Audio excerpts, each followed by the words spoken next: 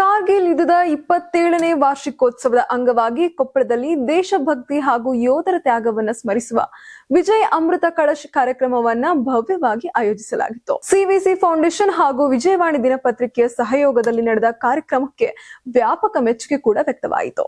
ಇನ್ನು ಕೊಪ್ಪಳ ತಾಲೂಕು ಕ್ರೀಡಾಂಗಣದಲ್ಲಿ ನಡೆದ ಕಾರ್ಯಕ್ರಮಕ್ಕೆ ಡಿವೈಎಸ್ಪಿ ಮುತ್ತಣ್ಣ ಸವರ್ಗೋಳ್ ಅವರು ವಾಕಥಾನ ಮೂಲಕ ಚಾಲನೆ ನೀಡಿದರು.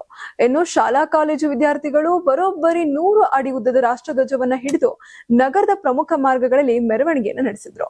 ಅಶೋಕ ವೃತ್ತ, ಬಸ್ ನಿಲ್ದಾಣ ಹಾಗೂ ರೈಲ್ವೆ ಸೇತುವೆ ಮಾರ್ಗವಾಗಿ ನಡೆದ ಈ ಮೆರವಣಿಗೆ ನಗರದಾದ್ಯಂತ ದೇಶಭಕ್ತಿಯ ವಾತಾವರಣವನ್ನ ಮೂಡಿಸಿತು. ಇನ್ನ ಬಳಿಕ ನಡೆದ ಸಭಾ ಕಾರ್ಯಕ್ರಮದಲ್ಲಿ ಪರಮ ಪೂಜ್ಯ ಶ್ರೀ ಗವಿಸಿದ್ದೇಶ್ವರ ಸ್ವಾಮೀಜಿಯವರು ದಿವ್ಯ ಸಾನ್ನಿಧ್ಯ ವಹಿಸಿ ಆಶೀರ್ವಚನವನ್ನು ನೀಡಿದ್ರು.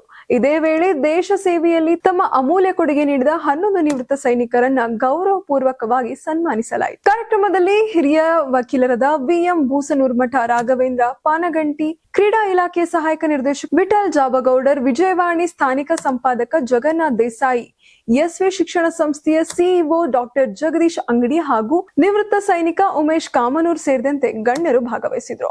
ಕಾರ್ಯಕ್ರಮದ ಅಧ್ಯಕ್ಷತೆ ವಹಿಸಿದ್ದ ಸಿವಿಸಿ ಫೌಂಡೇಶನ್ ಅಧ್ಯಕ್ಷ ಸಿವಿ ಚಂದ್ರಶೇಖರ್ ಅವರು ಕಾರ್ಗಿಲ್ ಯುದ್ಧದ ಐತಿಹಾಸಿಕ ಹಿನ್ನೆಲೆ, ಭಾರತೀಯ ಯೋಧರ ಶೌರ್ಯ, ರಾಷ್ಟ್ರ ರಕ್ಷಣೆಯಲ್ಲಿ ಸೈನಿಕರ ತ್ಯಾಗ ಮಹತ್ವವನ್ನ ವಿವರಿಸಿದ್ರು.